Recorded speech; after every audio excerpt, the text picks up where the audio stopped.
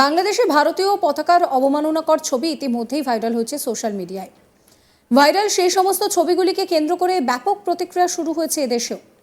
বিভিন্ন ক্ষেত্রে মানুষজন প্রতিবাদে সরব হয়েছেন। কয়েকদিন আগে এই ঘটনার প্রতিবাদে সোশ্যাল মিডিয়ায় সরব হয়েছিলেন অভিনেতা জিতু কামাল। এবার সোচ্চার হলেন তাসলিমা নাসরিন এবং কবি শ্রীজাত বন্দ্যোপাধ্যায়। এক ফেসবুক পোস্টে তাসলিমা লিখছেন যে বিশ্বের কোনো পতাকাকে কোনো সুস্থ মস্তিষ্ক সম্পন্ন মানুষ অবমাননা করে না। আমি বিশ্বের প্রতিটি পতাকাকে সম্মান করি, প্রতিটি দেশের জাতীয় সঙ্গীতকে সম্মান জানাতে আমি উঠে দাঁড়াই। যে মস্তিষ্কে ঘৃণা ঠিক ঠিক করছে সে মস্তিষ্ক অসুস্থ মস্তিষ্ক।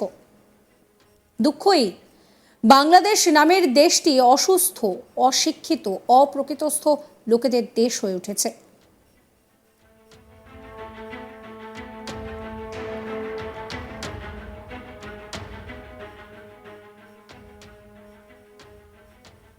এদিকে কবি শ্রীজাত বন্দ্যোপাধ্যায় এক কবিতার মাধ্যমে এই ঘটনার প্রতিবাদ জানিয়েছেন। কবিতার নাম দিয়েছেন পতাকা।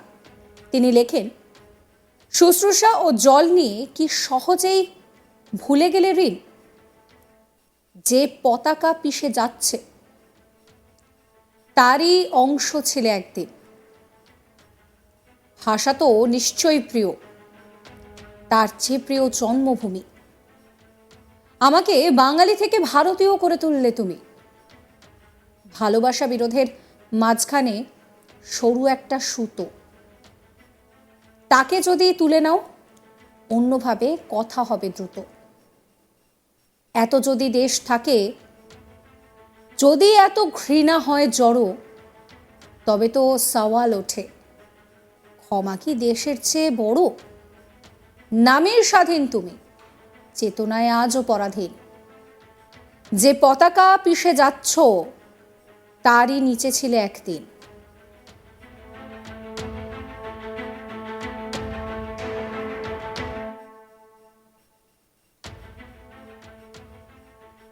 এর কয়েকদিন আগে জিতু কামাল সোশ্যাল মিডিয়ায় লেখেন যে একই রূপ তোমার, কার সম্বন্ধে এতকাল শুনে এসেছি, কাকে নিয়ে ভেবেছি আনন্দ পেয়েছি।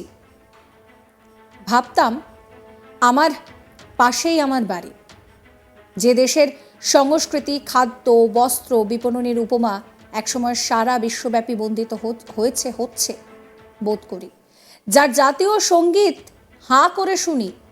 ক্রিকেট মাঠে নিজের দেশ কোন টুর্নামেন্ট থেকে ছিটকে গেলে পরবর্তীতে মন থেকে তোমাদেরকে সাপোর্ট করে এসেছি। আজ কি রূপ দেখাচ্ছ, বিশ্বাস করো আজও তোমায় ভালোবাসি।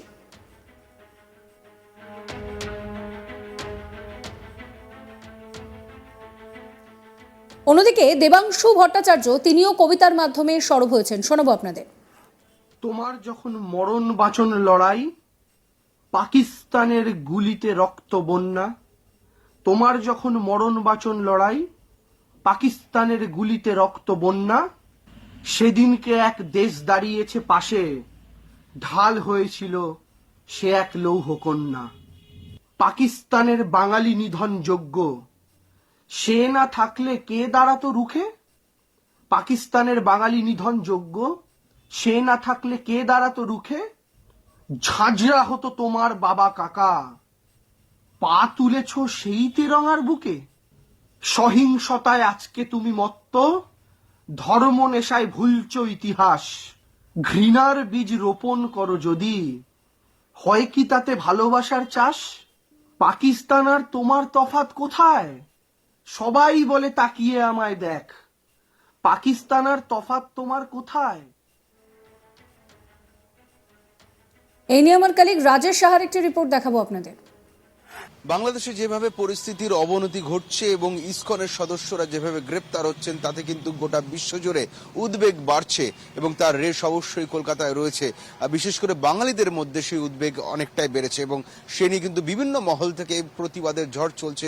রাজনৈতিক দলগুলি ছাড়াও সমাজের বিভিন্ন শ্রেণী থেকে কিন্তু দলমত নির্বিশেষে এই অশান্তির বিরুদ্ধে কথা বলা হচ্ছে, প্রতিবাদ করা হচ্ছে। আর এবার প্রতিবাদে গর্জে উঠলেন বাংলাদেশি লেখিকা, বিতর্কিত লেখিকা তসলিমা নাসরিন তিনি কিন্তু ফেসবুকে একাধিক পোস্ট করেছেন, নিজের সোশ্যাল মিডিয়া হ্যান্ডেলে তিনি বিস্ফোরক বক্তব্য রেখেছেন এবং সেই বাংলাদেশ থেকে যেখান থেকে তাকে চলে আসতে হয়েছিল, ভারতের মধ্যে তাকে থাকতে হচ্ছে, সেই বাংলাদেশের বিরুদ্ধে কিন্তু প্রতিবাদে গর্জে উঠেছেন এই প্রখ্যাত এবং বিতর্কিত লেখিকা তসলিমা নাসরিন। তিনি কিন্তু ফেসবুক পোস্ট করেছেন, পোস্ট করে ভারতের জাতীয় পতাকাকে যেভাবে অবমাননা করা হয়েছে তার বিরুদ্ধে গর্জে উঠেছেন তসলিমা নাসরিন। তিনি ফেসবুকে শুধু একটি নয়, তিনি ফেসবুকে একাধিক তিনি পোস্ট করছেন। তিনি ফেসবুকে লিখেছেন, তসলিমা নাসরিন একদিন আগে ফেসবুকে লিখেছেন, বিশ্বের কোনো পতাকাকে কোনো সুস্থ মস্তিষ্ক সম্পন্ন মানুষ অবমাননা করে না। কিছুদিন ধরে যে ছবি ভাইরাল হচ্ছে সোশ্যাল মিডিয়াতে, বাংলাদেশে একটি শিক্ষা প্রতিষ্ঠানের বাইরে ভারতীয় জাতীয় পতাকাকে যেভাবে অবমাননা করা হচ্ছে, তার গোটা দেশ জুড়ে কিন্তু তার বিরুদ্ধে ছিছি করা হচ্ছে, তাকে তীব্র ভাষায় প্রতিবাদ জানানো হচ্ছে। সেই ঘটনাকে নিয়ে কিন্তু তসলিমা নাসরিন এবার ফেসবুকে লিখলেন, তিনি স্পষ্টত লিখেছেন, বিশ্বের কোনো পতাকাকেই কোনো সুস্থ মস্তিষ্ক সম্পন্ন মানুষ অবমাননা করে না। আমি বিশ্বের প্রতিটি পতাকাকে সম্মান করি, প্রতিটি দেশের জাতীয় সঙ্গীতকে সম্মান জানাতে আমি উঠে দাঁড়াই। পাকিস্তান যে এত শত্রু, এত আমাদের শত্রু দেশ, আমি পাকিস্তানের পতাকাকেও পোড়াবো না বা পায়ে মারাবো না। বাংলাদেশে প্রকৌশল বিশ্ববিদ্যালয়ের মেধাবীরা ভারতের পতাকাকে যেভাবে অবমাননা করে সুখ পাচ্ছে, সে সুখ বিকৃত সুখ। যে মস্তিষ্কে ঘৃণা ঠিক করে সে মস্তিষ্ক অসুস্থ মস্তিষ্ক। দুঃখ এই, বাংলাদেশ নামের দেশটি অসুস্থ, অশিক্ষিত, অপ্রকৃতিস্থ লোকের দেশ হয়ে উঠছে। অর্থাৎ তসলিমা নাসরিন, যার বাংলাদেশেই জন্ম, বাংলাদেশেই বড় হয়ে ওঠা, সেই তসলিমা নাসরিন এবার বাংলাদেশের বিরুদ্ধে কিন্তু গর্জে উঠলেন এবং যে ভাষায় তিনি প্রতিবাদ করলেন তার নিয়ে বাংলাদেশে আরো বেশি জলগোলা হবে কথা বলাই যায়। কিন্তু সেসবে তোয়াক্কা না করে এই বিতর্কিত এবং প্রখ্যাত লেখিকা তিনি কিন্তু প্রতিবাদ করলেন নিজের দেশের বিরুদ্ধে। শুধু তাই নন, আরেক কবি শ্রীজাত বন্দ্যোপাধ্যায় তিনিও কিন্তু নিজের কবিতার মাধ্যমে, নিজের কলমের মাধ্যমে এই ঘটনার তীব্র নিন্দা করেছেন, তীব্র ধিক্কার জানিয়েছেন। তার গর্জে উঠেছে শ্রীজাতর কলম, সেই কলমের মাধ্যমে তিনি লিখছেন, শুশ্রূষা ও জল নিয়ে কি সহজে ভুলে গেলে ঋণ, যে পতাকা পিষে যাচ্ছ তারই অংশ ছিলে একদিন। কবি আরো লিখেছেন, কবি শ্রীজাত লিখছেন, এত যদি দেশ থাকে, যদি এত ঘৃণা হয় জড়ো, তবে তো সওয়াল ওঠে ক্ষমা কি দেশের চেয়েও বড়। নামেই স্বাধীন তুমি, চেতনায় আজও পরাধীন, যে পতাকা পিষে যাচ্ছ তারই নিচে ছিল একদিন। কবি শ্রীজাত বন্দ্যোপাধ্যায় কিন্তু তার নিজের কলমের মাধ্যমে তিনি প্রতিবাদ জানাচ্ছেন এই ঘটনার। ফলে এক্ষেত্রে কিন্তু ভারত বাংলাদেশ একসঙ্গে কিন্তু তাদের একটা বড় অংশ এই ঘটনার বিরুদ্ধে গর্জে উঠছে এবং তবু এই নিন্দনীয় ঘটনা কিন্তু থামছে না।